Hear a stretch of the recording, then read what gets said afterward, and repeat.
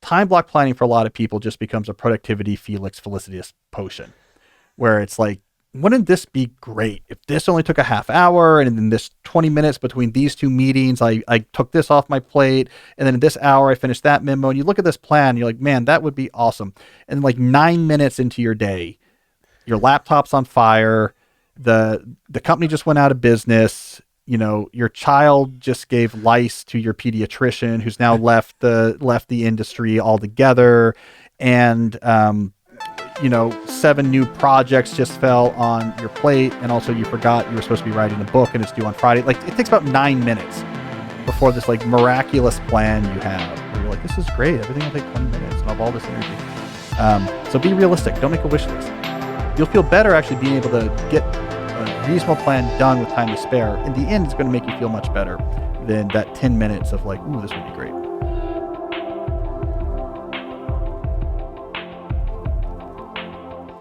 I'm Cal Newport, and this is Deep Questions, episode 223. I'm here in my Deep Work HQ, joined by my producer, Jesse, who just got back with me from what I think we can call our first live podcast event. I think that's fair. It wasn't really about us. The event was for author David Sax and his new book, The Future is Analog, and it was me moderating a conversation with him, but that's like a podcast interview. So I feel like it was like a live event, and we had a lot of our people there in the audience. And so I don't know about you, but I enjoyed that. I liked it a lot. We had to bring a lot of equipment, so it seemed like it was live. I had like 4 bags. Yeah.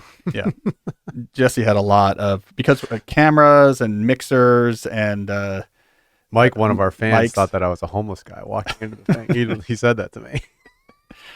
When I saw you show up, I thought you were homeless. Homeless or podcast producer? That actually would be a pretty good game show.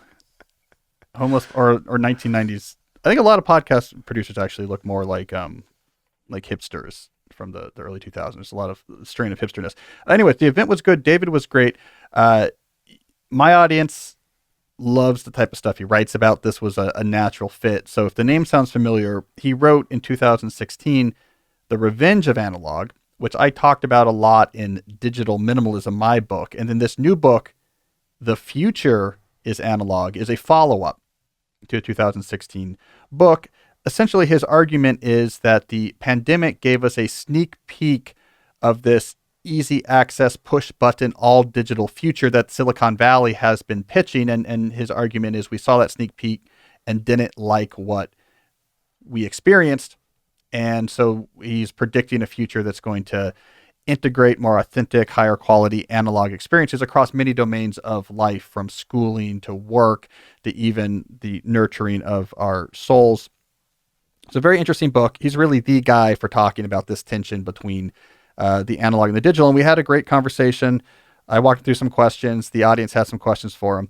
However, I couldn't help think while I was on stage asking about his book that we need to get him some deep question style questions, the type of stuff we talk about on this show. So I don't want to spoil too much about what's coming up in this episode, but I will say this. Later in the show, David Sax himself will be joining us in the studio and answering some of your questions, the type of questions we get to in Deep Questions. So stay tuned. Some point later in the show, David will join us here, take Jesse's seat, and we will be able to get some wisdom from him on some of the type of issues we talk about here. Jesse, who's the most interesting person you met at the event? Well, I spent the most time with Mike. All right. He reads 10 books a month, but he has a different formula than you. Is this Mike who gave me the Lincoln recommendations? Yes. Oh, excellent. Yeah, 10 Mike, books a month. Mike Kelly. What's Mike's formula? What's his Well, secret? like for instance, I didn't see the formula. We didn't talk that much about it, but that's what he talked about initially. But I think if like a book's 1,200 pages and he reads 400 of it, that might consider more than one book, according to his formula. I see. Right. So he's normalizing. He's an engineer. Yeah. He's normalizing. Well, he's actually not an engineer, but he deals with missiles and rockets. Excellent. So he's not an engineer by trade, but he's an engineer by heart. So we also met, did you meet the artist? We met an artist who works in sculpture. No, I didn't. That's cool. Yeah. She listens to deep questions while she sculpts, and then goes and tries to convince her standard Zoom-addled knowledge work husband that he too should listen to the show because he's on the computer all day. Some folks drove 3 hours Yeah, Yeah. they were great. Yeah, yeah. Had a good conversation with them. Good crowd. There's also a couple C-suite types who had good stories about using world without email type ideas, implementing at their company, including someone. Shout out to Mike, who's the CTO of a company that he aggressively put in place a lot of my ideas about communication and protocols. The company grew quite large, quite fast in that period, and they just sold it for $250 million. So is he going to retire now? That's a good question. Go live a deep life? Yeah, now he can. Now he can. Yeah, this is my issue. People would agree is some of these ideas I have for the workplace. I could be actually out there like in the workplace world helping people implement them, and could also probably retire quite early. But instead, I choose to just create new ideas instead of cashing in. I could be a high price consultant. Yeah, you could. But then you have to travel around a lot. You want to be a right. My soul would die. Yeah. But anyways, that was fun. One other announcement before we get into the show today. We forgot in last week's episode was when we would have normally done my summary of the books I had read in the previous month. So the books I read in October, we forgot to do it. So Jesse and I recorded a books I read in October segment and posted it on the YouTube channel. So for October, you can see the book segment on the YouTube channel, calnewport.com/ No, that's not right. youtube.com/Cal Newport Media. Mm-hmm.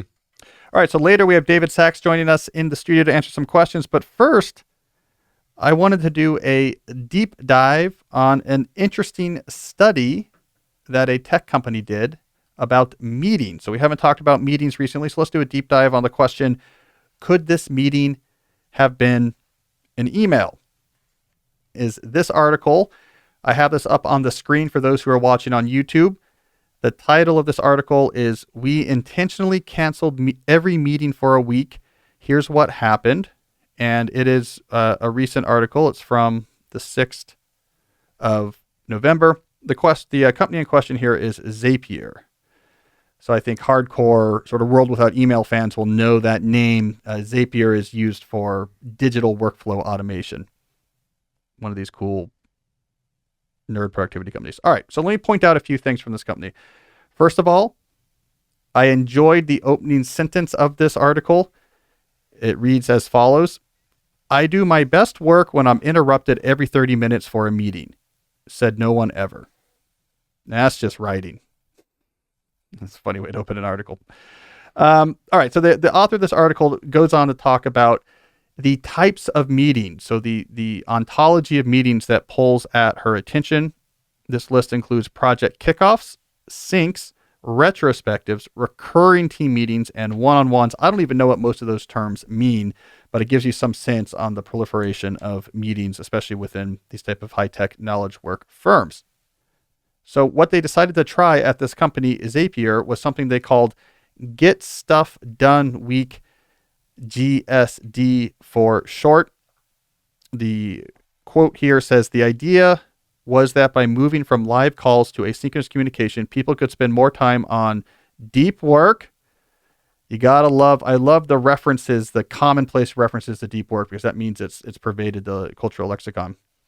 And yes, get stuff done. All right, so this was the idea. They were going to just say, let's try this 1 week, basically no meetings. What are the logistics? They just encourage everyone. The leadership says everyone should cancel their internal meetings. So yeah, if you have client meetings, you'll have to do those. And move the conversations async instead. It's engineer talk for asynchronous. So instead of live back and forth, documents, email, task systems, etc. Right, they did this for 1 week. Here is some examples of what this particular person did to replace these meetings. So let's get specific. So she said, instead of her weekly one-on-one, which by the way, I don't even know what that is. Again, I've never had a real job, so a lot of this is sometimes new to me. But instead of her weekly one-on-one, she consolidated questions for my manager and sent them to her in a direct message on Slack. Okay, so I'm assuming a one-on-one is where you get together with your manager and say, what are we doing this week? Jesse's nodding his head. So I have that right? Yep. Okay. Instead of a project check-in, all team members shared their updates in the relevant Asana tasks. All right, Asana is a task board. I talk about task boards a lot in a world without email. a centralized, transparent place where all ongoing tasks can be seen, organized, and have relevant information attached to them. So Asana is just one of these task board systems that's liked by computer programmer types. Instead of a one-off strategy call, stakeholders shared their thoughts in a Coda doc. All right. I don't know what a Coda doc is, but I get what they're saying here is instead of like, let's just get on the call and talk about this particular new thing we need a strategy for, they instead wrote down their thoughts in some sort of shared document situation. And finally, instead of a project kickoff call, our project manager sent a Slack message that shared the project charter, timeline, and next steps. That's probably the most relevant information from those kickoff meetings anyway, so let's just get that information posted. Why do we have to spend 30 minutes talking about it? All right, so what was interesting here is this particular employee, who is not a manager, said, hey, this went well. I normally spend between 6 and 10 hours in meetings. So that's 6 or 10 hours she got back. But look at this. She says, from what I can tell, it was even more impactful for managers at Zapier who sometimes spend half their week or more in meetings. So for the technical employees, this is 10 hours back, which you can get a lot done in, especially when you think about the way that the meetings, it's not the total time. That's not the only toll. It's also the fragmentation of time. So these meetings might be short.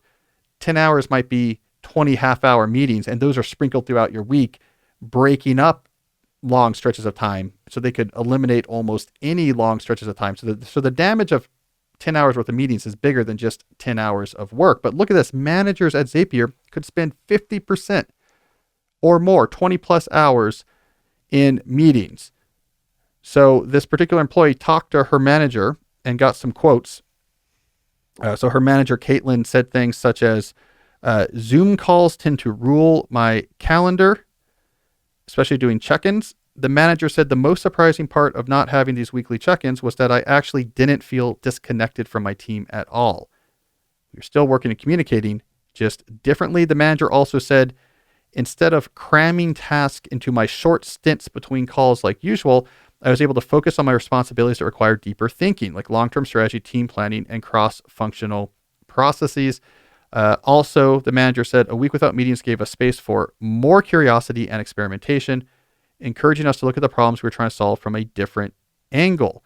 For us, a meeting-less week was far from a meaningless week. I feel like the manager maybe practiced that line before talking to her subordinate for this article. I think just think about this though for a second. I mean, I think this is really important. These managers, if you're spending more than half of your hours on Zoom, this is not consolidated. This is not, man, every day I have to do meetings from 1 to 5. No.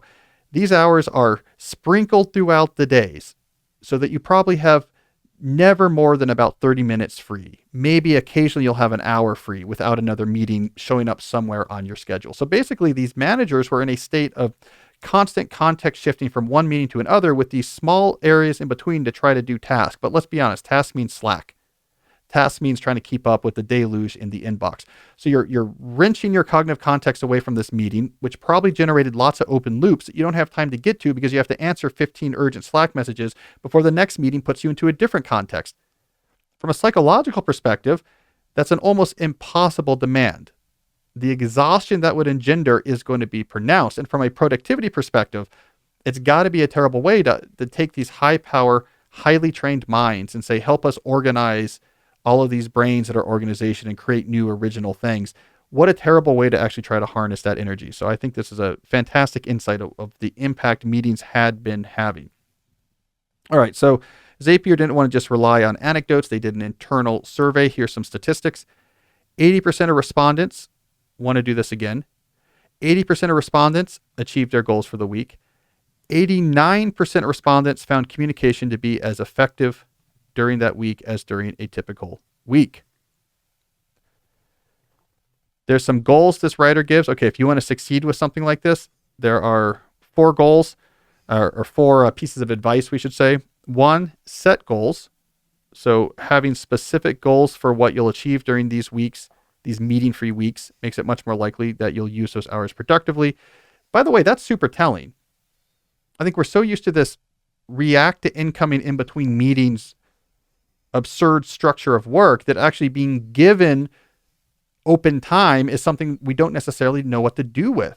Like, I have meetings and I'm doing emails. So what am I supposed to do when I have 2 hours free? I think that's interesting that one of the number one goal was plan what you're going to do with that time.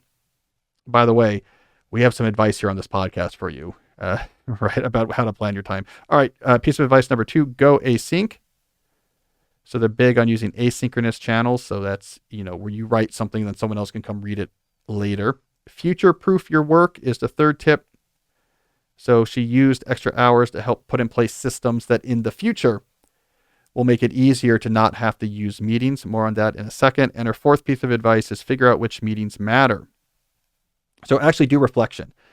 If you do one of these weeks, look back and say, what was really a problem that we missed? And what did I not miss at all? And so when you come out of it, if you're still going to have meetings in your schedule, you have some insight onto which of those meetings to prioritize.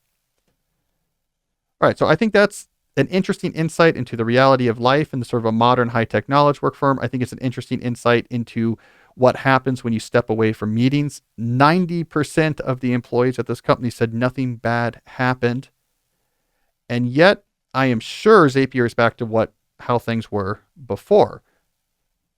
And this gets to the broader issue with the type of advice I talk about, with the type of advice like a meeting-free GSD week.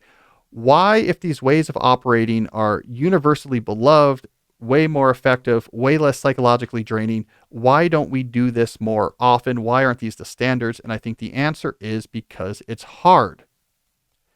Just rock and rolling with email, Slack, and being able to throw a Zoom invitation to anyone at any point is, in the space of possible productivity configurations, a low energy state. It is very easy. It does not take much energy. It's very flexible. The overhead of implementing that is very small because it's just on the fly, let's go. Organizations will collapse towards this low energy state unless there is a huge amount of external energy continually pumped into the organization to try to maintain an alternative configuration. The GSD week at Zapier was complicated. They used many more asynchronous tools, more structures were needed. They were talking about, in this one person's example, they were talking about annotating a Asana task. They were talking about these CODA documents. They're talking about an alternative kickoff procedure for new projects. None of this is easy, and it would require buy-in from the top down as well as from the bottom up, and a lot of consistent energy being put into this is how we do it now. We don't do these type of meetings. So it is easier to just be ad hoc. And I think we underestimate the power of easy. Easy is often bad. Easy is often inefficient. Easy often exhausts people. Easy is often a terrible way to make the most of the assets that a knowledge work company has, but it's also very, very difficult to dislodge. So to conclude this discussion, I wanted to throw in 3 random pieces of advice about meetings. We haven't talked about meetings a lot, so let me throw in 3 random pieces of Cal Newport meeting advice. I'll sort of throw this into the mix along with the advice given in this article we just reviewed. Number 1, to me, the overarching message of what they experienced at Zapier is that all regular collaboration needs a structured process that everyone understands and all relevant stakeholders had a hand in crafting. Structured process that says, here's how the collaboration happens. Here's the information. Here's how the information moves. Here's how decisions are made. These can be a pain to construct, but once constructed, can be way more effective than just saying, we'll throw in a Zoom meeting, an email, or Slack in between. So we saw some structured processes arise in this Zapier example. For example, the annotation of Asana tasks that are reviewed every day, as opposed to having check-in meetings. The construction of a kickoff document with the project charter and goals, etc., that is uploaded to a particular tool called CODA, instead of having a kickoff meeting. So these are structured collaboration processes. All regular collaboration, you should try to put in place a process like this that's very clear about here's how the interaction happens. And to the extent possible, the answer to that question should move away from unscheduled communication that requires you to check an inbox. As much as possible, this should move away from having large blanks of unstructured meeting time. We'll just figure it out when we all get on Zoom. You want more structure than that.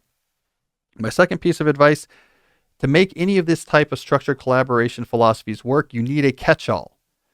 This is the biggest thing I saw missing from the discussion in the Zapier article, and probably the biggest source of friction that would bring an end to this GSD experiment if they tried to just extend it week after week, is that there will be small things that pop up that require back and forth interaction that will probably be best dispatched if we could just talk. And if we're in a remote environment, we need to set up a meeting. And because it's hard to set up meetings that are less than 30 minutes, it's probably going to eat up 30 minutes of our time. So you need catch-alls for the ad hoc discussion requiring issues that will inevitably arise outside of your structures. And I think the best catch-all is office hours. Every day, every person has a clearly posted time. My door is open, my phone is on, I have a Zoom room activated, and I'm in it. Short discussions get deferred to office hours.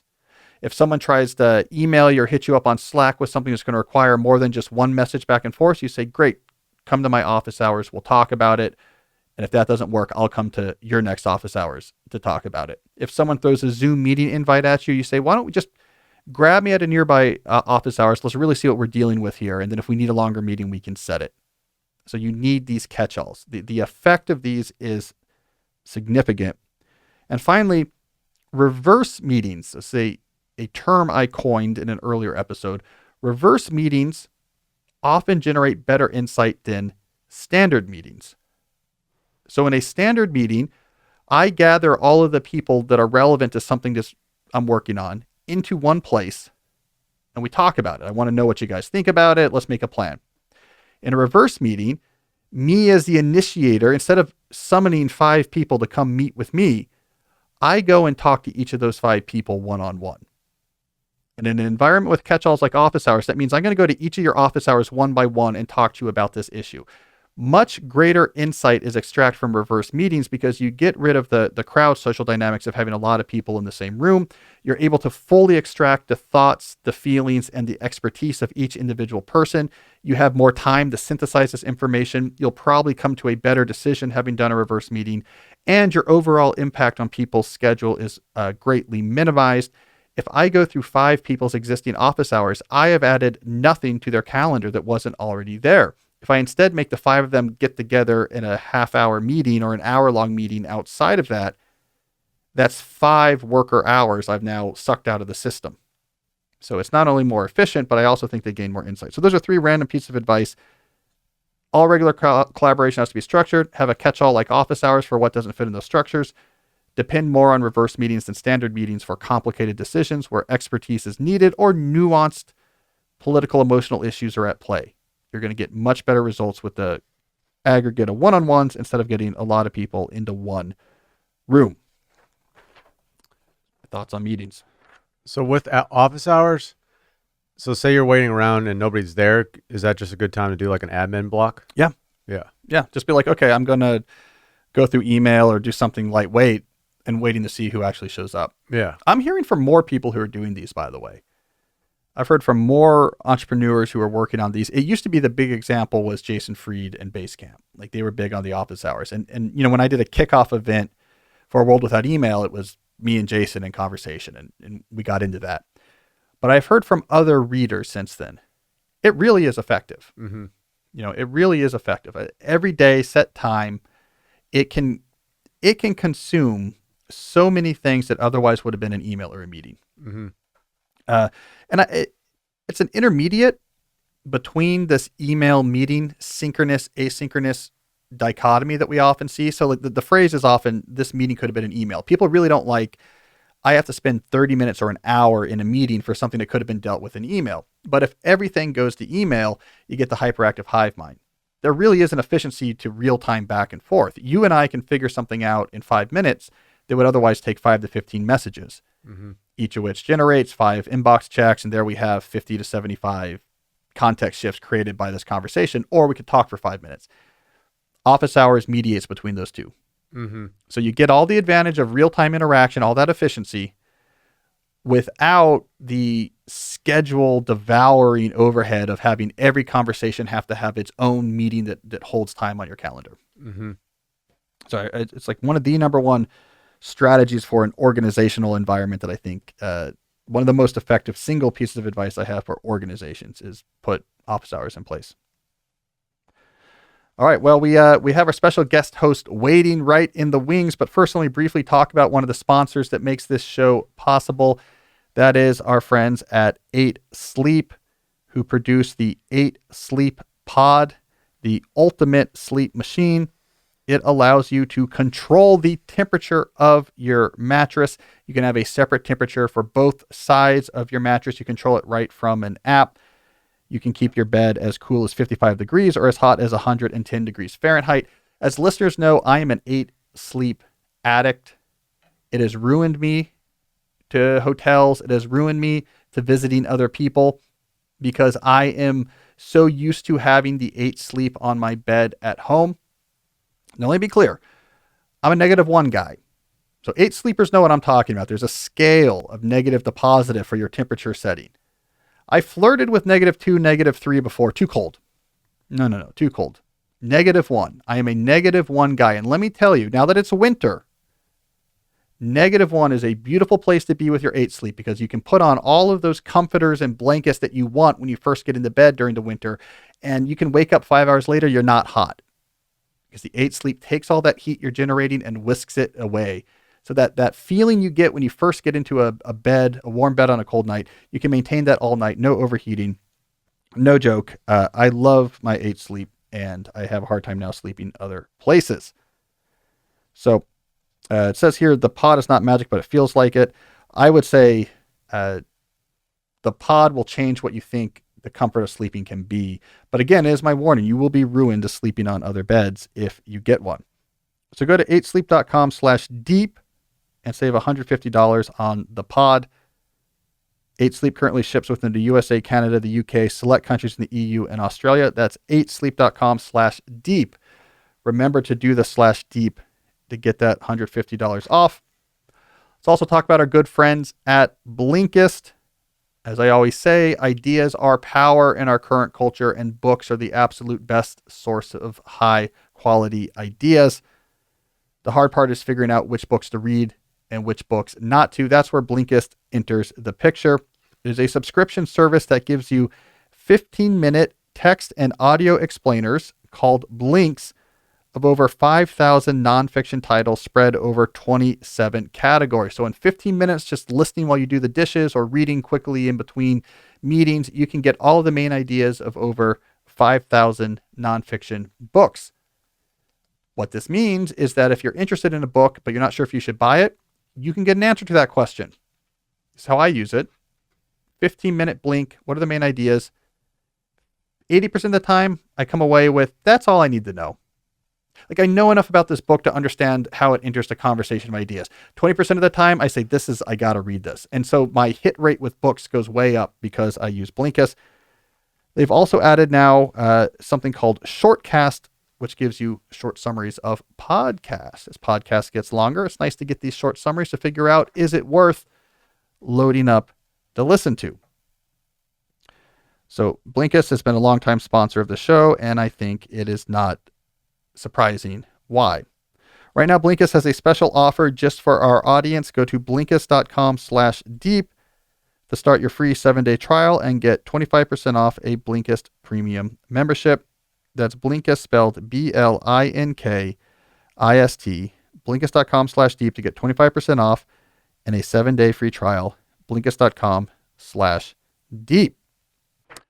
All right, now replacing producer Jesse in the producer's chair is our special guest host who's going to help me answer the next batch of listener questions. That is friend of the show, David Sax. Cal, audience, good to see you.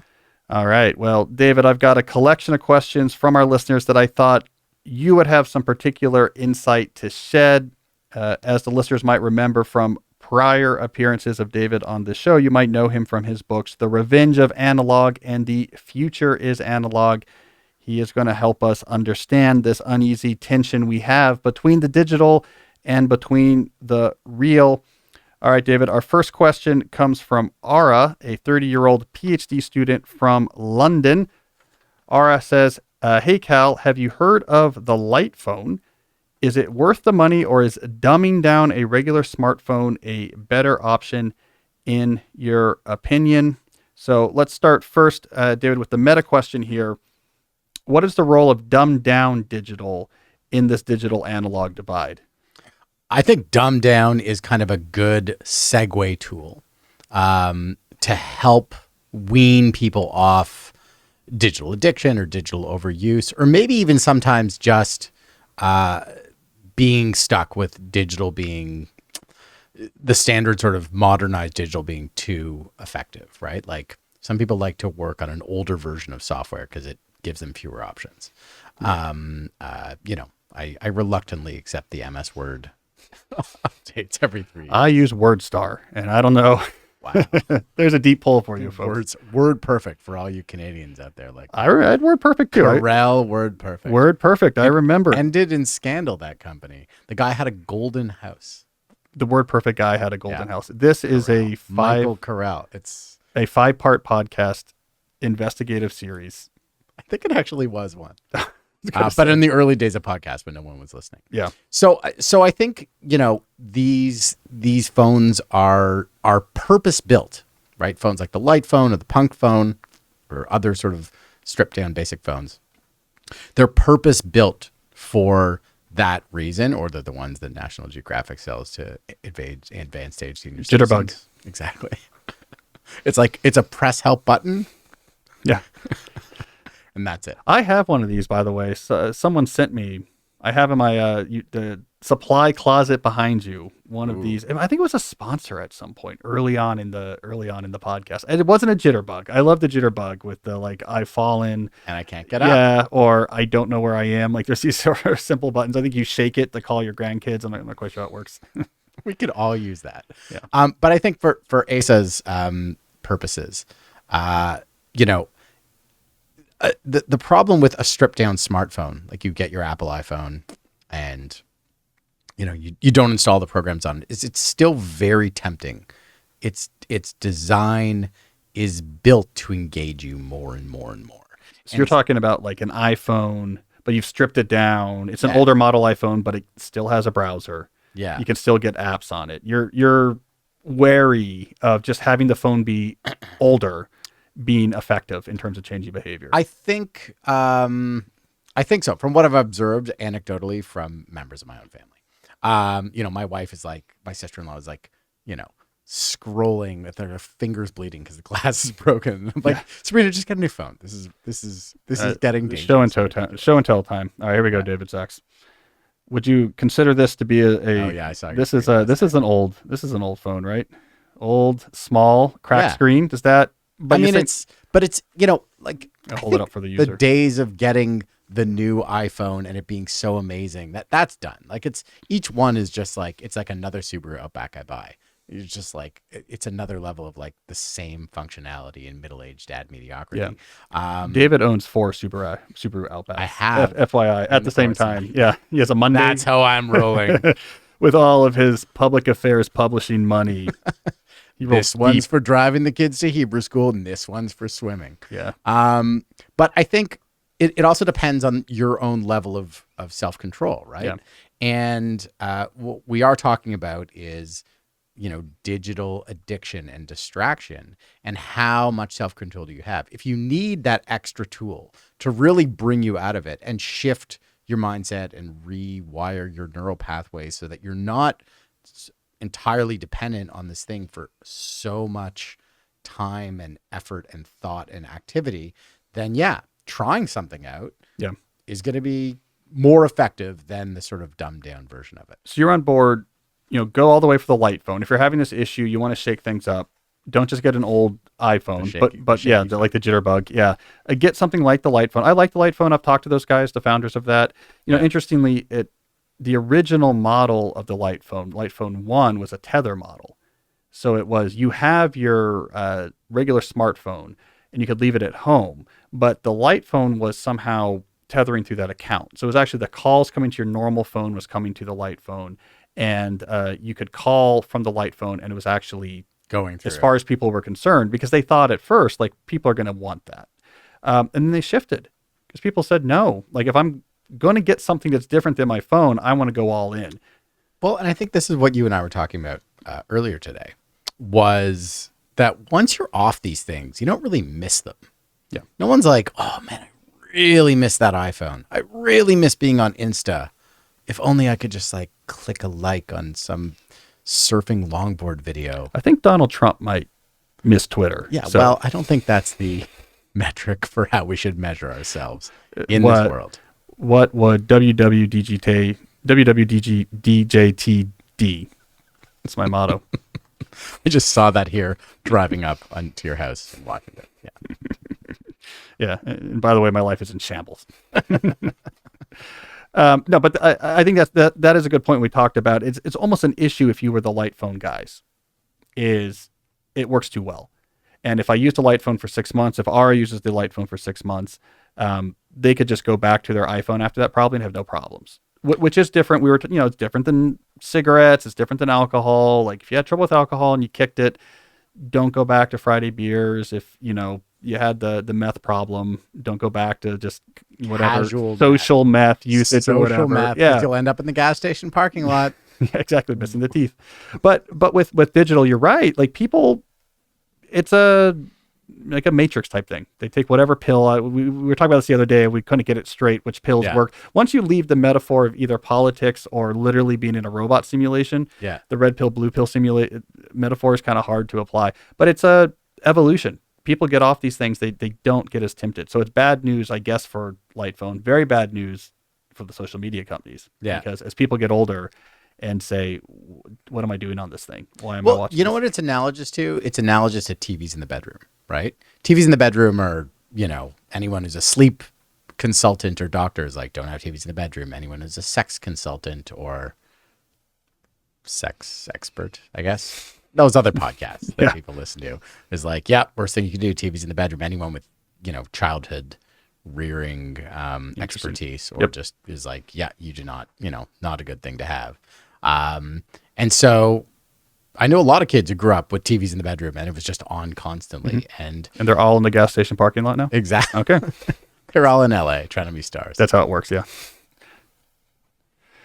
But okay, we'll follow this through. So TV in the bedroom, your friends are meth addicts because they grow TVs in the bathroom in the bedroom. How does this lead now to let's close the analogy loop here to leaving social media? And it's not just social media. It's all the things that we do. You leave social media, you look at more news online, you read more articles in the New York Times or Yep. whatever. You get rid of that or you cut that down and you're just texting more. I find myself sometimes just like Googling random things because I'm like, oh, I have this device in my hand. So it's separating you from the thing that's tempting you. Yeah. Whatever that is, right? Yeah. And it's like, okay, I'm not gonna have sweets in the house because I'm on a diet.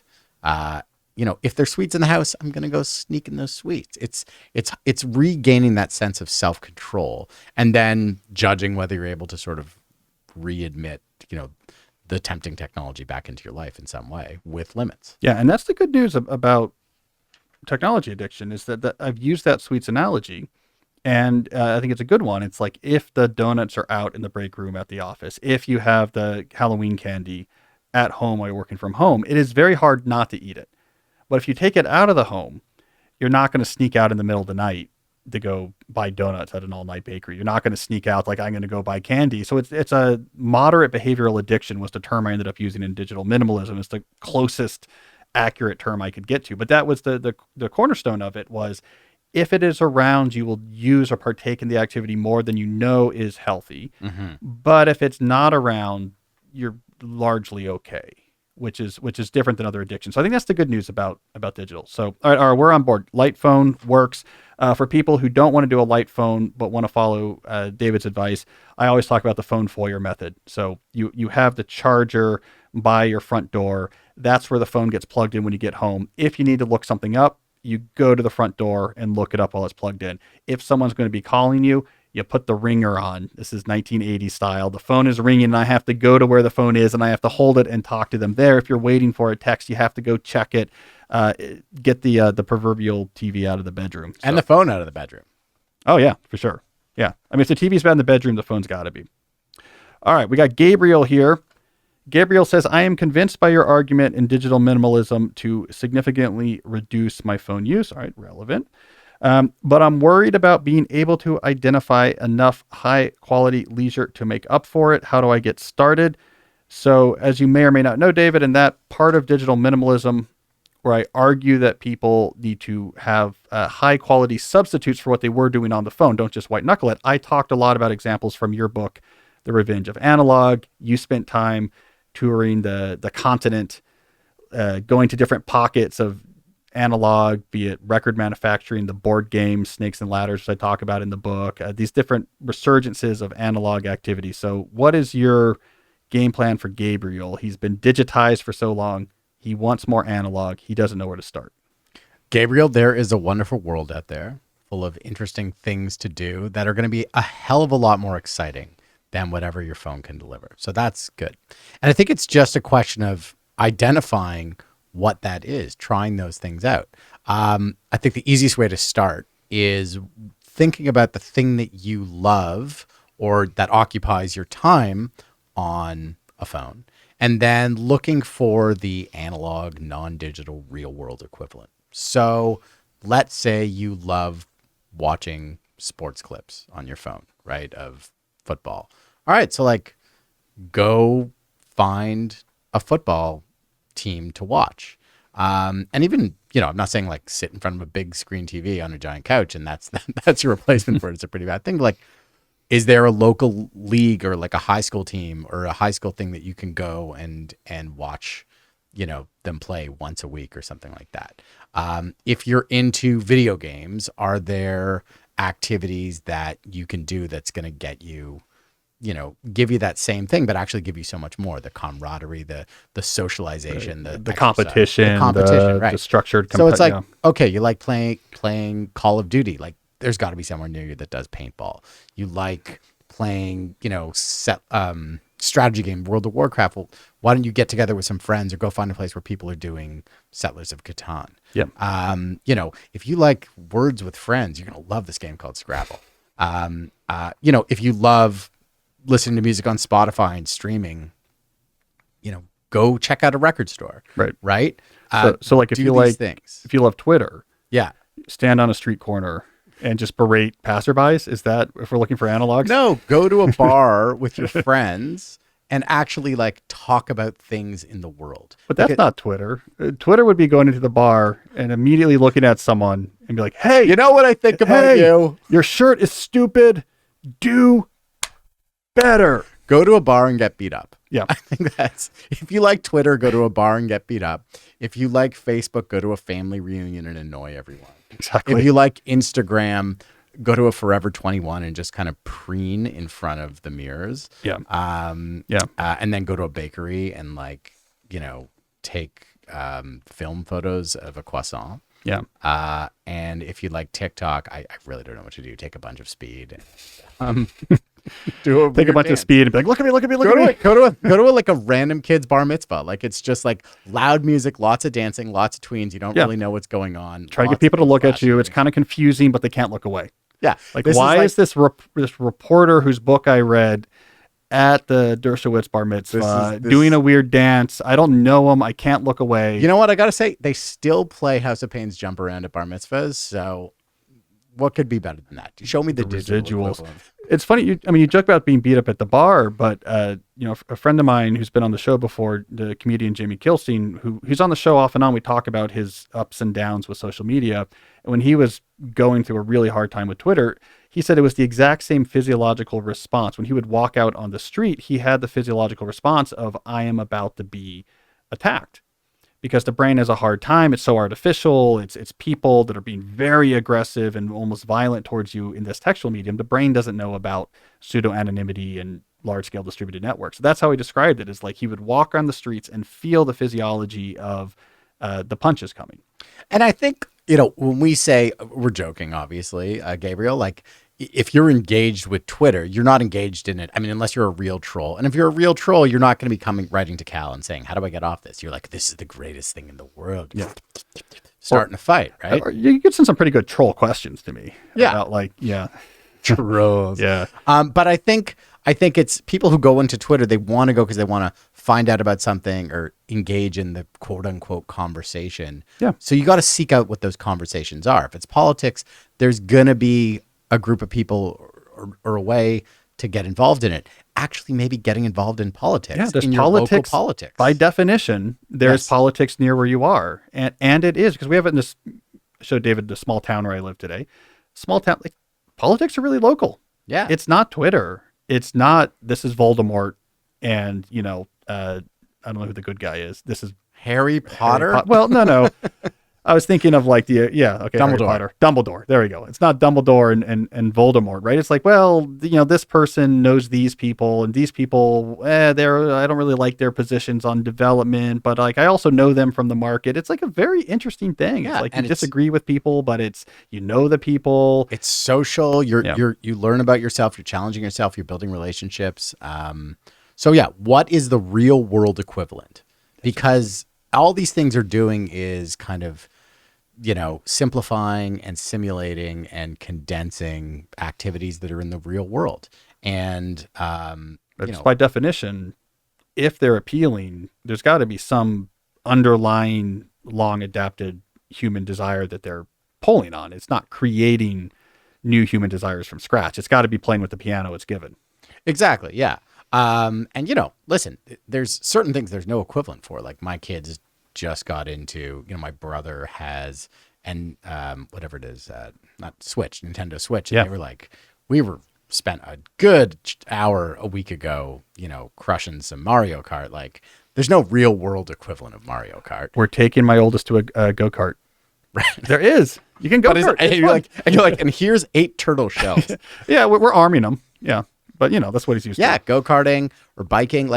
Because here's the thing, when you're doing anything outside of the house, outside of the screen, that's an enjoyable pursuit. If you're reading a great book, if you're going to a concert, if you're eating at a restaurant, if you're, having a good conversation with a friend, even in their podcast studio, you're not missing. I'm not like, oh man, but I wonder what's going on Twitter right now. Like this is fun being in Cal's studio. Yeah. It's freezing cold. It got, so I tried to cool it down, folks, but I set it too cold. And all right, tangent time, but quick tangent. We were the reporter you met the other night. There's a reporter who was here while Jesse and I were recording, and she was observing, blah blah blah, and it was actually cold. So I was like, oh, let me go turn off the. Or I was turning off the HVAC just so the sound would be off. It was already cold, and I accidentally went too far and turned it to cold, and it got so cold. But we were doing live calls, and so like I couldn't stop what I was doing, and I just watched her getting colder and colder, and I felt bad about it. You're like, oh, do you miss The Office? Yeah, exactly. Did you miss exactly what it's like being a woman in the office? I run so hot, I don't care. It could be we could be outside in 40-degree weather and rain. I'd be happy. El Caliente. Exactly. Caliente Newport. The brain puts off a lot of heat. Oh, God. That's your next book. Heat. Yeah. All right. Well, this is great because this is actually a different take on this than I've ever had before. So I like it. I'm just paraphrasing you, consider starting with what you're actually doing digitally already. Find a high quality analog alternative. So something that gets at the same underlying pleasure, but is analog and is high quality. Let that be a starting point. Yeah. The final thing is like, if you're like, oh, I really want to get into this VR metaverse, like just take a whole bunch of mushrooms. That's how you do it. All right. Honestly, though, if my first mushroom experience was similar to a Mark Zuckerberg promotional video for the metaverse, I would never touch them again. I mean, I think it would be terrifying. You're like, oh, there's some nerd without legs in here. I know. I wrote about this in the New Yorker, and I kind of feel bad about it. I was being a little bit, I don't like being catty, but I feel like towards Mark, it's okay. Yeah. And I don't think he's as much of the Antichrist as other people. I may have described in this article as it was something like his delivery was like an Android where there was still some bugs in the code. Because he has kind of a weird, stilted, like they programmed him to be human, but haven't quite cracked the code. It's like an episode of Star Trek Next Generation where like it's data, but it's kind of taken over by the board. Well, yeah, it's Data going to the holodeck. Yeah. But I do remember writing this article about is like this was what he chose to show off the potential of the metaverse was, and the whole humor in the piece was literally just describing without exaggeration or embellishment or commentary, what was going on in the scene of this promotional video. And this is where there's no legs. They had no legs. Someone was floating upside down for some reason, and there was a bear. And they were playing cards. I would be done with, if that was my trip, straight as an arrow for the rest of my life. This was terrifying. I had nothing to do with the legless guy, the upside down guy, and the bear. All right, so I got a question from me. As long as I have you in the studio, from me on behalf of my listeners. So you've spent most of your career as a journalist and freelance journalist, writer of books. You're on, this is 4 or 5? 5. 5. Okay. 5 books. You've got cool stories, right? I mean, you reported from, talked about earlier, you were stationed in Argentina early in your career. You did a book about Jewish delis where you were traveling the seaboard, trying out different delis. For Revenge of Analog, you went to all these cool places. It was first-person journalistic, a lot of the article. This is, I think, romantic to a certain subset of my listeners. The idea, the autonomy, and the adventure of being a writer, traveling, going to interesting places, being able to write books about it, then to be able to like travel and like you're seeing me now because you're traveling, talking about the book, right? This is romantic. And we know this is romantic. It's, well, yeah. We've been talking about the sexperts, and now we're going to talk about the romance of David and I being in the same room. So what I'm wondering here is like, let's say 2 answers. What's the reality checks? Like, what's the elements that, okay, it's not as romantic as you think, but so that we're not too dour, maybe give us a taste of what actually is as cool as you might think about this sort of full-time autonomous writer's lifestyle. Yeah. So the negative side, because, you know, I get this a lot. I'm a mentor at my old university. So I have all these students and they don't have a writing program or journalism. So they send them to me, right? The wayward souls. It's a difficult way to make a consistent living, financially speaking. You know, the financial rewards are not steady and consistent. And I'm someone who's successful at it, relatively speaking. But, you know, it took me a while to get where I am. And that happened as the sort of industry, especially the magazine and newspaper industry, has imploded as the sort of ad sales. It's the reality now. You really need, is books and speaking what's going to be the primary income source? Is the freelance writing fee small enough now that if you're going to make a go at this, you can't imagine it's just going to be from the magazine pieces? Yeah, that those days are done. Yeah. I think there are people who still manage to eke that out, but they're doing other things. Books are relatively consistent and steady. Yeah. And the speaking, you know, relates to the success of the books or the topics of them, and that's always sort of good. So that's the downside. And then there's, of course, all the downsides of being a writer, the roller coaster of emotions and, you know, self-hatred. And, you know, my book came out today and last night was amazing. We did a great event. The sun god of Cal Newportness just brought all these wonderful people from DC who were friends of yours, fans of yours, listeners of yours. Hometown crowd. Yeah. You brought it. And it was a wonderful way to kick off this book tour. And then today it was like, oh, someone isn't responding to my email about an op-ed, and when, like, you know, I'm like, well, maybe I'll just click on the Amazon. It's like, you don't click on the Amazon ranking on your first day. I'm like, well, my book's 124,000, so that's, oh no, forget it. But it was 126,000. So I think that's what's important. It's on the up and up. Yeah, it's a mover.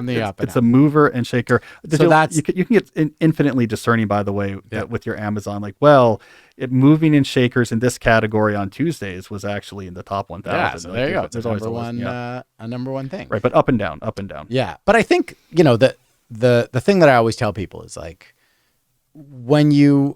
if you're able to do it in a way that you're able to support yourself, and like, I'm not advocating that like you should do it and lose all your money. That's ridiculous. But like, you gain the ultimate freedom and access. You've never had a normal job, is that right? I've never had a normal You've never gone into an office building on a regular basis. I had one job when I was in my first summer of university.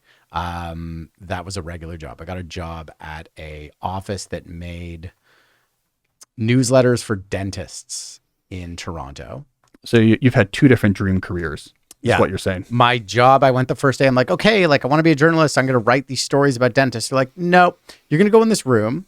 Here's a stack of the newsletters. Here's a printout of like the addresses. You're going to tape the address onto the newsletter here where it says, or the name of the dentist, Dr.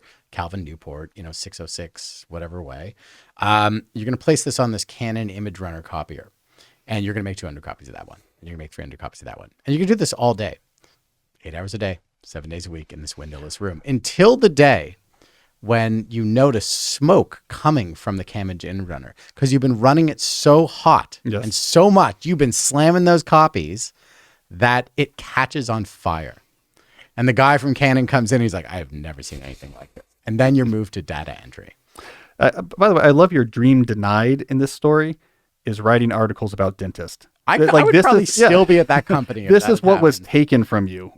So anyway, that was, yes. So I've never had that, right? So what have I gotten out of my career when, other friends of mine have had more steady jobs or even steadier careers in journalism? Like my friend Mike came out to the bar last night. He works for Reuters. He's like a beat reporter on defense, right? And he's like, I would love to do what you do. I have the freedom to go anywhere and do what I want. And as long as someone is willing to let me go there and say, yeah, you can come to my restaurant and interview me. Yeah, you can come to the record pressing plant in Nashville and walk around with us. Yeah, you can come to Jack White's recording studio and talk to his people and see how he does all that stuff. Then I'm good to go. And no one's telling me what to do. I can ask whatever questions I want. I get to have conversations with anyone I want anywhere in the world without limitations on them. And so what's the game plan then if, let's say, game plan? Undergraduate, I do advice here. We get specific. Let's say you're a college student, and the goal is I want to write nonfiction books that will allow me to go to interesting places and report on interesting things. So like the books you write. How do you maximize the chance? You're like, okay, I want to give you a game plan, no guarantees, but let me pull from my David Sax wisdom, and like this is what you should. This is the steps. Here's what you should focus on. What are you telling that student? This is what I tell the students that I mentor. So the same thing, right? Is there's many different paths to it. So there's no one way. Don't go to journalism school because you're just going to spend a lot of money sort of doing stuff that you could learn as a trade. Write wherever and however you can. So if you can get an internship or you can sell stories to your local hometown paper or website or, some other thing, do it, right? The more you write, start a blog, start a Substack thing. Write, because first you're going to just have to learn how to do that and learn how to pitch your ideas to people, which is the most important part. And then you're going to have to figure out what you're actually interested in writing about and what you're good at it. Like you're going to have to develop some sort of niche or expertise. And that doesn't mean you have to spend like 20 years studying, Etruscan ruins. But you're going to have to develop a knowledge around a certain area so that you see an idea that's big enough for a book when it comes to it. Right. So when you're selling that book, if you can point to your journalism profile, and even if it's a lot of small things and maybe a bigger thing here and there, if there's a clear thread through it, I'm writing about outdoor adventure sports a lot. Like I'm in these places. Then when you pitch the book on that, they're like, okay, this makes sense. This tracks. It makes sense that this person is, but you have to give them that thread. Why does it make sense that this person is writing this book? Exactly. Yeah. And sometimes, you have to convince them, right? Like my first book was about, it's called Save the Deli. And it was about, why were Jewish delis disappearing and why did that matter? And what were the cultural forces? I mean, I came up with the idea when I was in university, and it was a paper I wrote for a class. And when I pitched it, I was, 25, 26 years old. And it was like, well, why is this guy doing it? Well, I'm like, look, I'm interested in food. Here's a few things I've written. But it was like, okay, well, he understands this idea enough. We can see in his writing that he knows how to write this, or we're going to take a chance at it. It actually gets harder as you get more successful because you have a track record. And they're like, oh, Cal Newport, you're the digital minimalism, digital work guy. What do you mean you want to write a book about like 19th century ballet? Look, man, like we'll give you a flyer or whatever. But, this is the goods. Like this is the industry we want, right? Yeah. No, it's hard. I mean, I remember when Ryan Holiday years ago, I first heard that he was going to write a book on Stoicism. I was like, come on, why are you writing a book on stoicism? Your last book was about marketing. You're in the marketing world. You did this growth hacking ebook. Like, that is your world. This is a crazy idea. And this is why I'm terrible at giving advice to people. But he had a hard time. I asked him about that on the show, exactly what you're talking about. His publishers were like, I guess we'll publish this. We're not going to pay you much for it. Right. Kind of annoyed about it because we want to get back to what you're known quantity for. Yeah. But I think, and that's the thing about the freelance writer. Like, just as soon as you get that sort of success around it, people are like, oh, good, you're the analog guy. I'm like, yeah, but I'm going to throw you a curveball now. Because, like, I don't want to be put in some sort of hole where I'm writing the same book over and over and over and over and over again. Right. And you see that. And there's people who are successful at kind of weaving through that. Like, Rich Cohen? Name sounds familiar. Rich Cohen's written many books. He's also written for Vanity Fair, whatever. And he's always just like something that interests him and something different. And he's like, some stuff sells more and some stuff sells less. He's like, but I'm following the thing that I want to write about. And that has to be the definition of success, because the commercial success is so out of your control. It's very hard. It's very hard. And then try to like consistently have high commercial success. That's like a whole different type of career. I'm like half in that world, and it's a lot of hard work. But I mean, it's a lot of managing. It reminds me of film directing. Yeah, it's like a kind of a complicated thing for the film directors. So, like this movie was very successful, and having to navigate the projects. And if this movie doesn't do well, I have one more I can do to try to prove it. It's a complicated, and it's not a straight linear thing, right? And I think the expectation that it should be, that success is this straight linear thing of like, this thing's going to do this, and then the next one's going to do better, and the next one's going to do better. It doesn't work like that. And so, there is an element of like artistry to it. And I don't mean we're artists, but it is this type of thing where it's like, at the end of the day, the goal is not to lose money. You still want to make enough money to like afford the Subaru and its gas.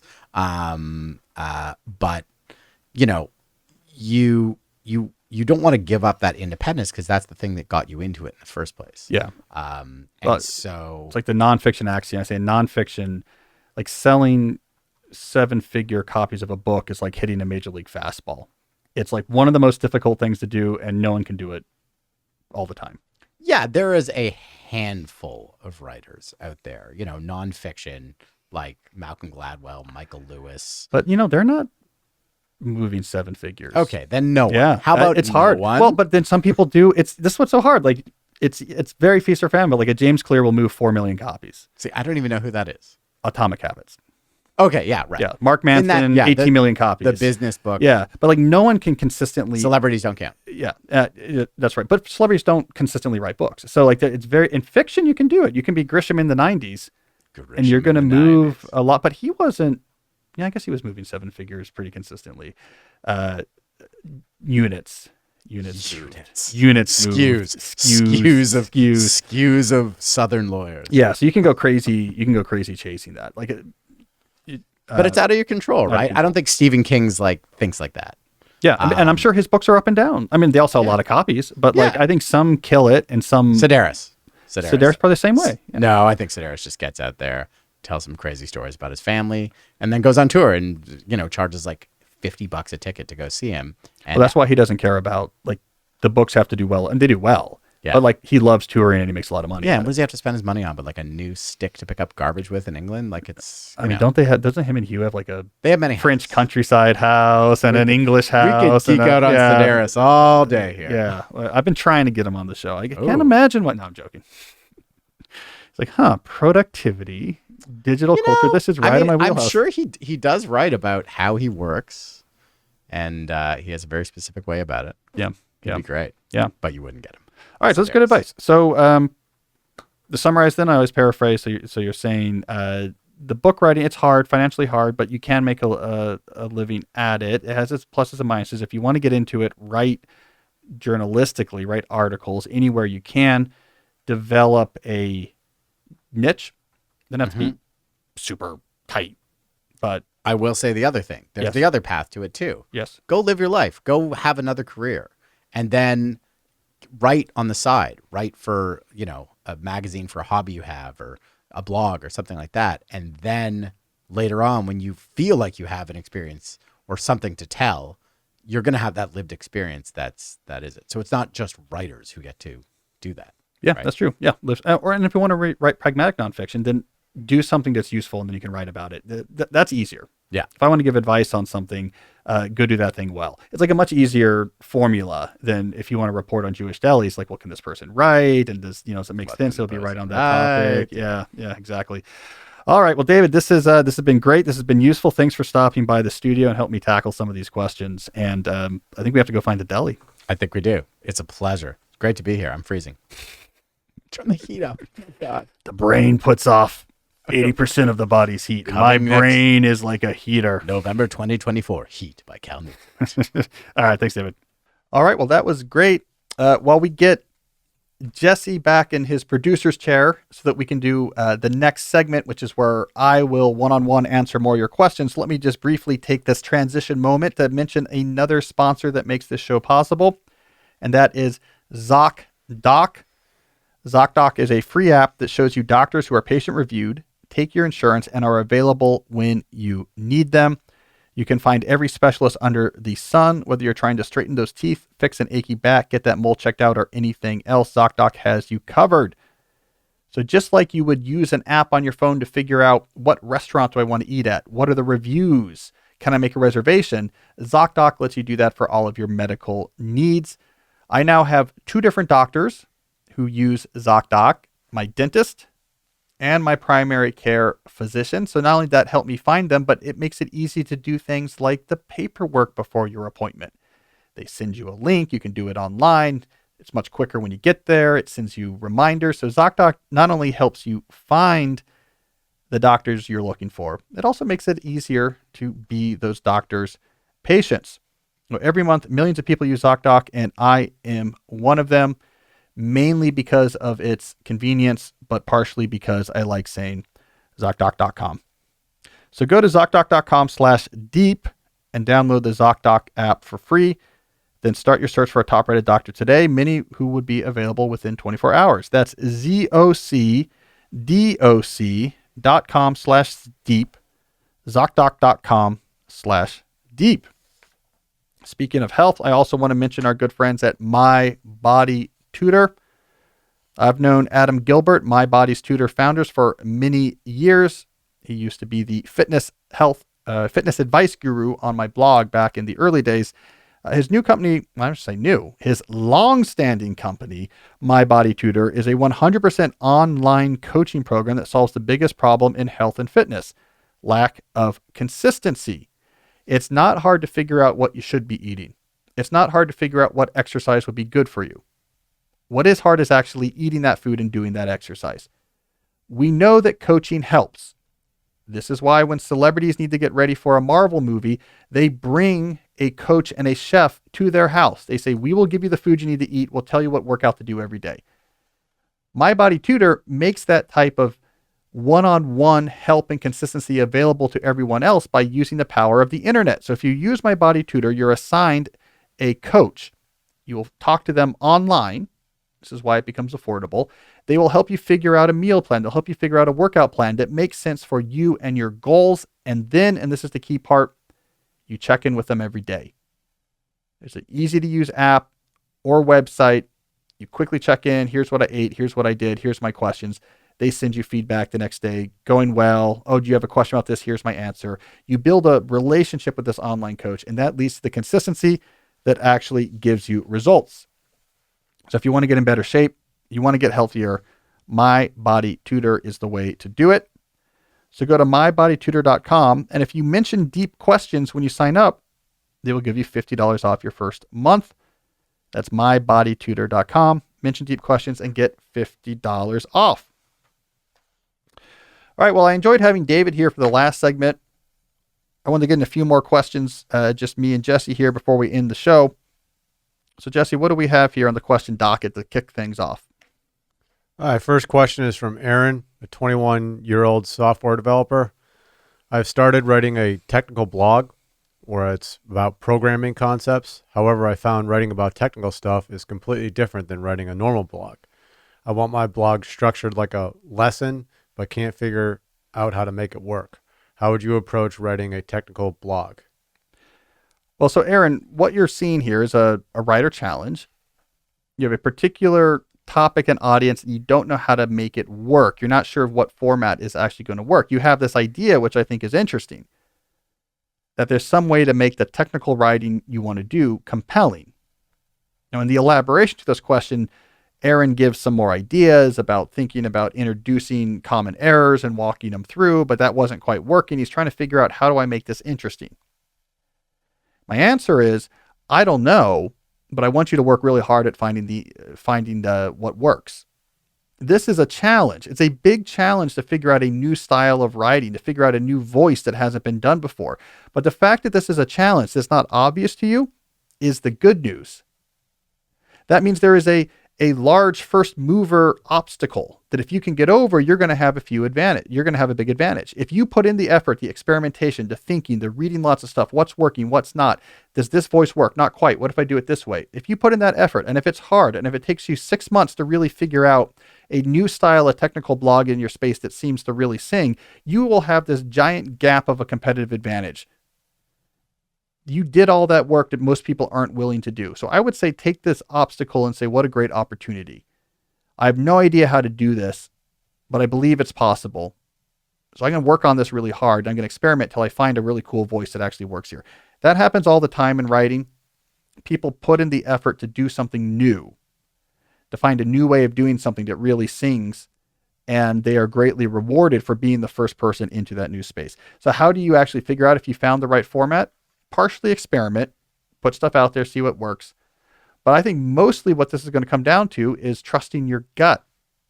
When you write something and you're reading it, you have to think, is this interesting to me? Is this catching my attention? Or is it just writing for the sake of writing? It's just, yeah, technically all the information is here. Is it conversational in some sort of faux way? Is there rhetorical questions and filler? You know, your gut will tell you, is this really interesting to me? Or is it just, I completed the assignment? This is technically an article on this topic and has information. Trust that gut and let that help guide you. Get to a place where your visceral reaction to the essay is like, ooh, this is interesting. I like this here. That's probably going to be your best way of knowing that you're on to something new. So do that work. Can you take that a step further and elaborate how that goes about, like finding people to like professionally critique the work? Because if you're just writing for the blog and nobody... Yeah, well, this is why, I mean, it's a good question. It's why I think Aaron in this case is going to need to rely heavily on his gut, because it's a chicken and the egg problem. If you put out writing onto a blog that no one's reading, you're not going to get the feedback needed to make it better. So you're going to have to rely pretty heavily on your gut. And when you really think something is working, then commit to it and give it the 30, 40 posts that it might take before you actually begin to find some traction. I mean, I went through this with my own blog back in the days, like finding my voice. You know, like one of the big things I figured out in the early days of Study Hacks was I had to have a movement. Like whatever the main topic I was talking about, I had to have a movement that had clearly defined elements to it that was somewhat contrarian. And then I had to be proselytizing for that movement. This is kind of what I figured out. So even in my early student advice days, I had this movement based on my early books that was all about, we don't take seriously enough the mechanics of how you actually translate information from textbooks and lectures into problem sets, papers, and tests that do really well. And we need to be more technical about this and see this like a business advice writer would think about the right systems for marketing or tracking HR. And so I had this philosophy, a very clear philosophy that was aspirational, because it sold this promise of like, hey, if you get more thoughtful about how you approach your schoolwork, you could do better and spend a lot less time. Like your student life could be transformed. So there's a philosophy that made sense. And then everything I was writing was pushing this philosophy. And then what happens is, if I'm a reader, what do I want? Well, I've bought into this philosophy and I want you to juice this every week. I know I'm on board with you, and now I want to just hear you preaching. Mm-hmm. That's how you build a community often with this type of writing. And as the topics of my blog, and then eventually as it transformed into a newsletter, as they evolved over time. So at first it was technical student advice. Then it was more about student stress and engineering a student career that was meaningful and not overwhelmed, getting away from grind culture and overwhelming stress.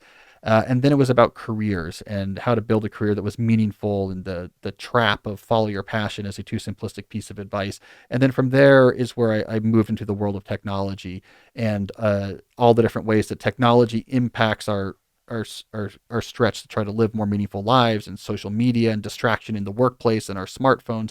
All along the way, what I learned was develop a philosophy that's clear and aspirational, and then preach that philosophy every week, because that is what an audience wants. Is I'm a convert and now I want to hear the sermon. Mm-hmm.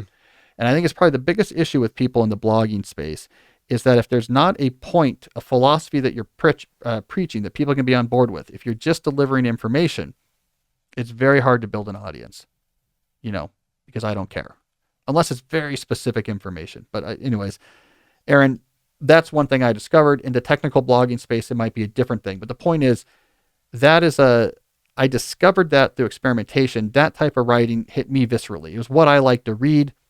The first decade of the 2000s was this Web 2.0 blogging boom. And I was thinking about the blogs I like to read, and they were all hitting me in that deep aspirational place. Like they had a philosophy. It's like the early minimalism blogs had a philosophy, and it was aspirational, and it was good just to hear it flogged week after week. So that is an example of my advice being put into action. Again, it might look different in technical blogging. What hits you viscerally might not be what I'm talking about here, aspirational philosophy that you're preaching to. But this general method is what I want you to think about. Do the hard work of figuring out what works. It's worth doing that work up front, because that's how you're going to get the biggest return on your efforts down the line. All right, let's keep rolling here. What do we have next, Jesse? All right, next question is from Eleanor, a 35-year-old professor. I've developed a habit of listening to podcasts in the background as I work. I'm aware that this is a distraction and would like to break the habit. However, if I go without it, I've noticed that I take much longer to get started with the real research work and tend to get more easily and quickly distracted.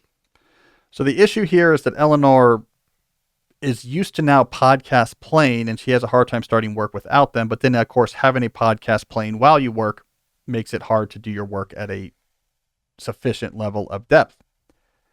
So Eleanor, you've accidentally created a deep work ritual.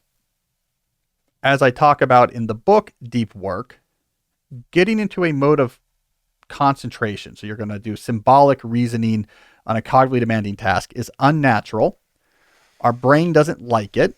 It burns a lot of energy, and there's not an obvious reward that it's going to generate in the moment. I'll burn energy if we're chasing down this impala that we're trying to hunt and kill. I have a harder time burning energy if you are writing a related work section in an academic anthropology paper. Your brain doesn't understand that as being connected to your survival. So deep work is hard to initiate. A lot of people who do this regularly, therefore, build rituals. If you have a ritual where you do the same type of thing before you start deep work every time, your brain eventually begins to connect that ritual with the state of concentration, and you can bypass a lot of that resistance and slip more easily into that mode of concentration. So Eleanor, you've accidentally created a ritual around the podcast listening.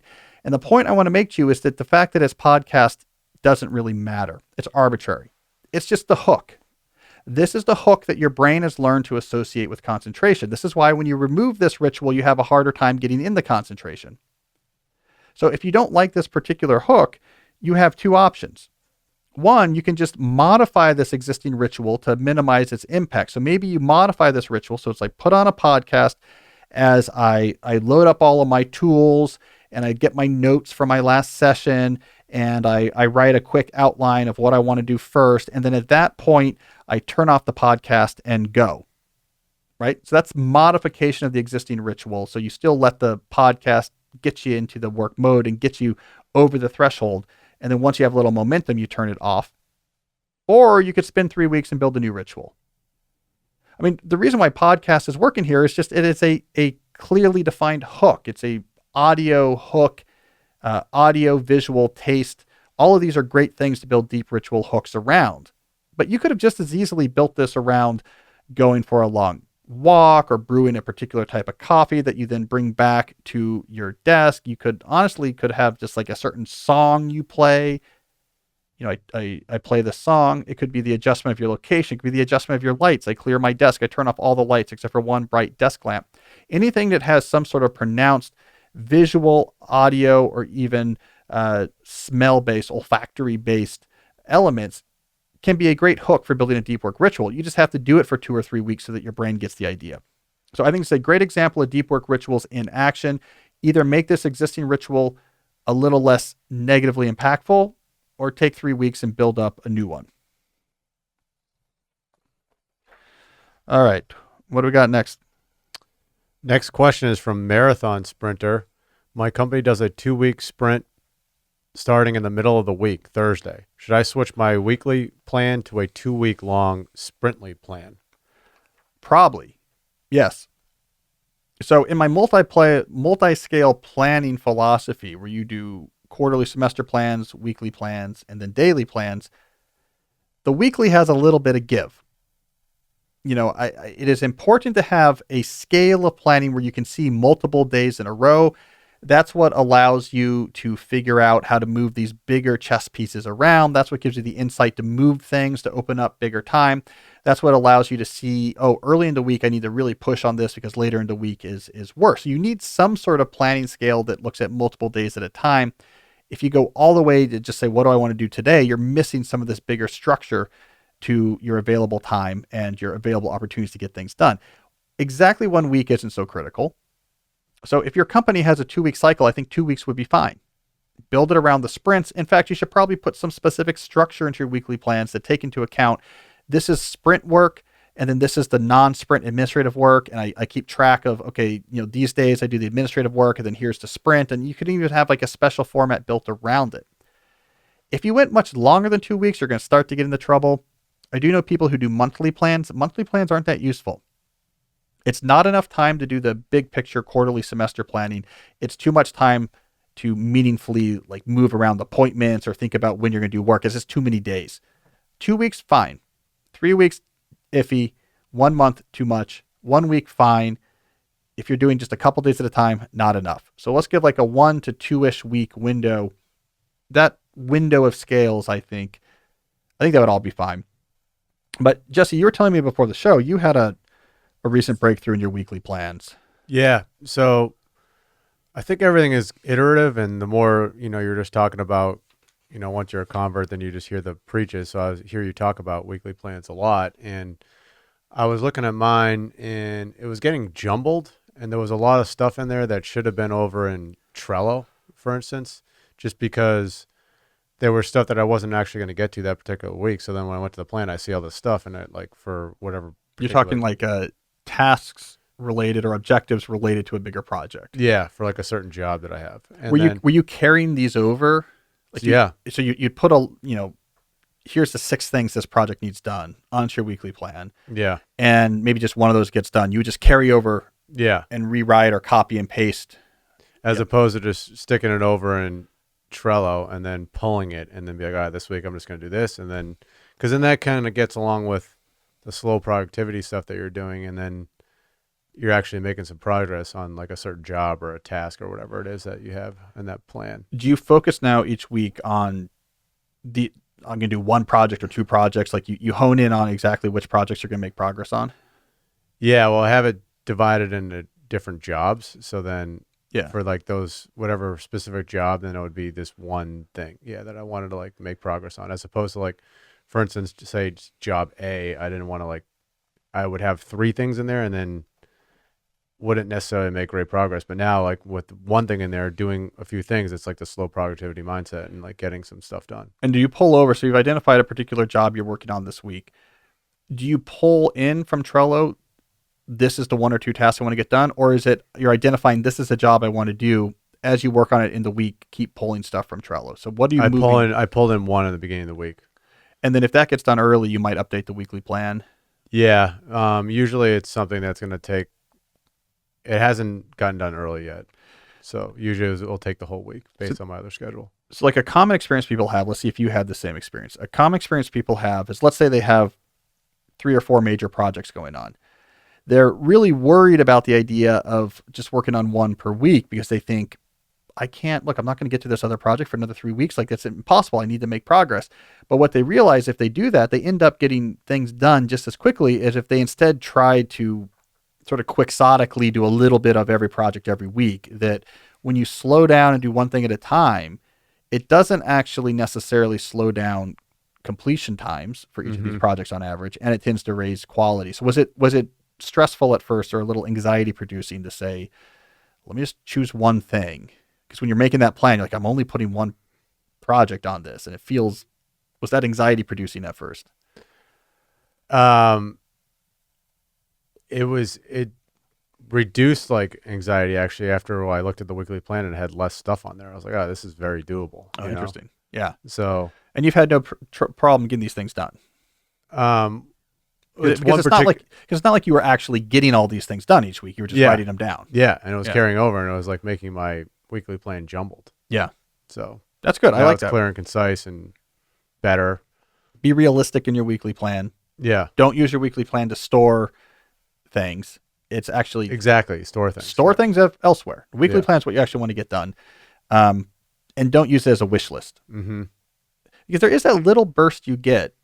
This is like such a devilish little burst of pleasure you get when you're making a weekly plan. If you put a bunch of stuff on it for 10 minutes, you get the little pleasure that comes from imagining, man, if I got all of these things done this week, wouldn't that be great? Yeah. And then you trade that like 10 minutes of like enjoying this fantasy you created for 5 days of stressfully coming nowhere near close to actually getting it done. Yeah, it's so well said. So much planning. Don't make it a wish list. Don't make it a wish list. Yeah. The same with time block planning. Early time block planners do this when they're planning their day. They plan the day, the perfect day. It's if you'll excuse a nerdy reference, it's Harry Potter in the Half-Blood Prince when he takes the Felix Felicis potion. Jesse's looking at me like, what the hell are you talking about? It's a potion that it gives you good luck. Like everything goes just the best way possible when you take this potion. So if you take this potion, and I think time block planning for a lot of people, and this is the type of like really cool gritty analogy that gets us like a really cool fan base. Time block planning for a lot of people just becomes a productivity Felix Felicitas potion, where it's like, wouldn't this be great if this only took a half hour, and in this 20 minutes between these two meetings, I took this off my plate, and then in this hour I finished that memo, and you look at this plan, and you're like, man, that would be awesome. And like 9 minutes into your day, your laptop's on fire, the company just went out of business, your child just gave lice to your pediatrician who's now left the industry altogether, and 7 new projects just fell on your plate, and also you forgot you were supposed to be writing a book and it's due on Friday. Like it takes about 9 minutes before this like miraculous plan you have where you're like, this is great, everything will take 20 minutes and I'll have all this energy. So be realistic. Don't make a wish list. You'll feel better actually being able to get a reasonable plan done with time to spare. In the end, it's going to make you feel much better than that 10 minutes of like, ooh, this would be great. All right, I think we have time for one more question. What do we got here, Jesse? All right, sweet. So one more question from Anonymous. My wife and I recently had our first child, and this has really lit a fire under me. I currently work at a large corporation as a senior data engineer. When I actually have work to do, it's trivial at best.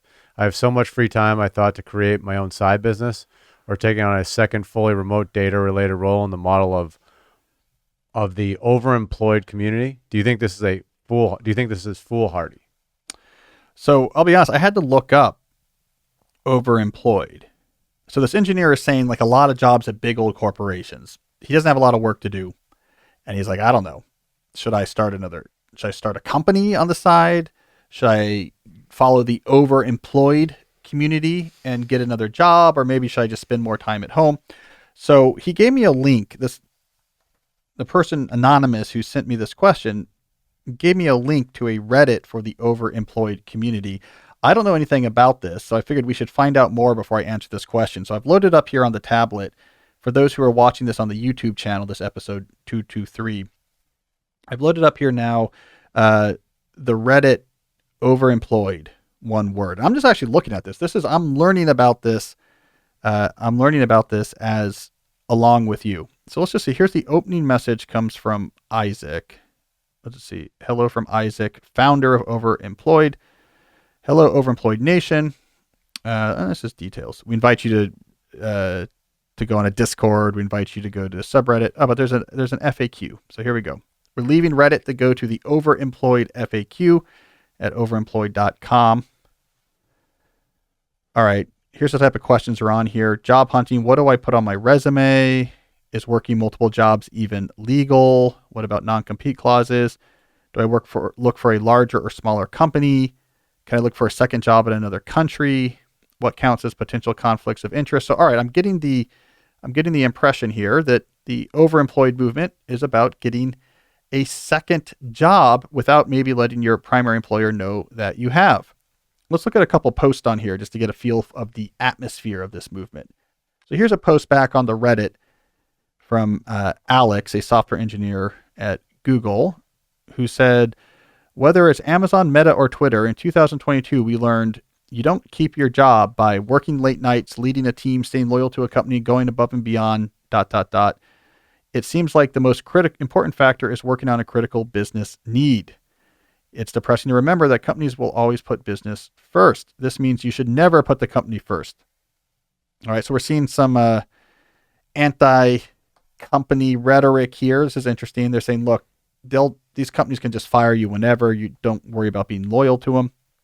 Another post here says, y'all need to keep your mouth shut. As the title says, I'm starting to see more and more videos and posts on social media about people boasting they are overemployed, followed by some trendy news sites picking it up and blasting it all over the front page for boomers to see. I get it. I really do. Living this lifestyle, making the most out of it is an incredible thing, but you really have to keep your mouth shut about it elsewhere. Boomer employers will catch on and either start investigating those who are practicing overemployment or even worse, stop allowing remote work in general. Uh-oh, Jesse, we're helping the boomers find out about this. This, by the way, is a bugaboo of mine. We have precise demographic terms for different generations. I'm tired of like millennial meaning young people and boomers meaning middle-aged people. Boomers is a very specific thing. The older boomers now are close to 80 years old. Okay. The youngest millennials are well into their 30s. 25-year-olds are not millennials. That's Gen Z. We got to get this all straight, but that's a side issue. Let's see what else we have here. Some more anti-work stuff. The hypocrisy of the modern CEO. That's one post here. There's some dissections of employee handbooks. Can I legally work another job? Here's an interesting one. Jesse sees it on here. Expletive deleted wants a list of my daily tasks. So, okay. J1 wants a list of my daily tasks. I guess that means job one. Anyways, success with OE when you have an in-office role. So here's what I'm getting by looking at this. Overemployment. And, and here's a summary of it on the side. Work 2 remote jobs, earn extra income, reach financial freedom. All right. So it seems like the overemployment movement says, take advantage of remote work and the fact that you have a job that doesn't really have that much for you to do to get a second remote job. Don't tell each other about it. Now you're getting twice the income for a standard work day. And if you leverage this right, I guess you can get the financial independence quicker. All right. Interesting deep dive, Jesse. I didn't know much about that. So let's get back to this question. His job is trivial. He wants to know if he should start another company or if he should get another job. Well, I would say, anonymous, second jobs, starting a company, or let's say just spending a hell of a lot more time with your family because you're remote and you have a new kid and your job is trivial. And so you could spend 4 or 5 hours a day, like going on trips with your family and just doing a couple of emails from your phone. All of these are tools in a toolbox you can use to build your professional life. The key is getting the blueprint for what you want to build. And that's where you need something like everyone's favorite roll off the tongue acronym, VBLCCP, values-based lifestyle-centric career planning. Jesse, there's at least one person at our live event who came up and said VBLCCP forever. I think I heard that. Yeah, we're spreading. It's spreading. But just to expand on this briefly, anonymous, figure out your values, which probably have shifted a little bit recently. You just had a kid. Figure out an ideal vision for your lifestyle. What are the things that are important to you? The role of work and impact, community, activity, nature, family, character, leadership. You build this image of like, what lifestyle do I want in the near future? Where do I want to be in 10 years from now? Like say when my kid's about to go to middle school, get this clear image that resonates. You can feel it in your bones. This is what I want out of the general character of my life. And then look at this whole tool of professional options you have and say, which ones do I want to pull out? What's going to most effectively get me towards this lifestyle? The thing I want you to avoid, and I want people in general to avoid, is haphazard deployment of these sort of mega shifts or changes in their career. This idea of, I vaguely know I'm not happy with this, so let me just do something demonstrative, something radical, and then maybe I'll be happier. It's a sort of scattershot random deployment of things. Let me start a company. Let me just get another job. I was reading this Reddit and it felt kind of cool. Why don't I do this? This sort of random haphazard radical shifts to your lifestyle situation are very unlikely to lead you to a configuration that maximizes your personal definition of depth. You need to be more structured in this pursuit.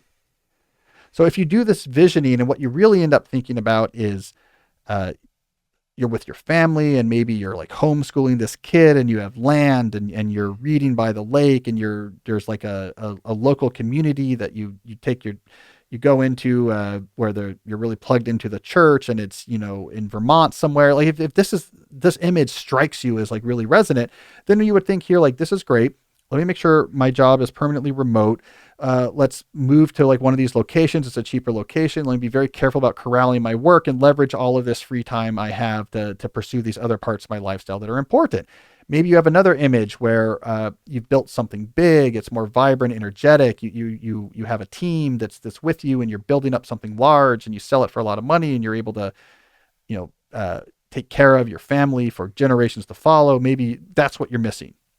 In your trivial job, you're missing the energy of actually putting your skills in some sort of more aggressive use. That's going to be a completely different plan. And then maybe you are going to start something on the side once your kid gets to this age, and you're going to systematically try to build that and shift to that position once it gets to this type of growth.